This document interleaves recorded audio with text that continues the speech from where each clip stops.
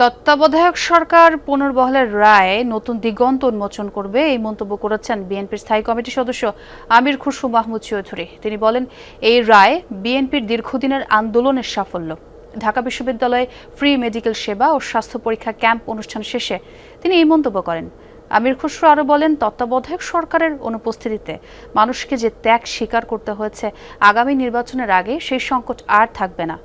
নতুন ব্লেন্ডে আরো rich অ্যারোমায় salon family blend টে। তিনি বলেন, তত্ত্বাবধায়ক সরকারের কাঠামো নিয়ে রাজনৈতিক দলগুলোর মধ্যে ভিন্ন মত থাকলেও আলোচনার মাধ্যমে তার সমাধান হবে। ধানের শীষ বঞ্চিতদের এনসিপিতে মনোনয়ন দেওয়ার ঘটনা বিএনপির ভোটের মাঠে কোনো প্রভাব ফেলবে না বলেও মনে করেন আমির খুসরু।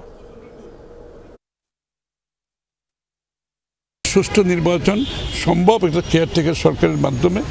এইখানে জাতীয় একটা ঐক্যমত আছে, সবচেয়ে ভালো কথা হচ্ছে সেই জায়গাটায়।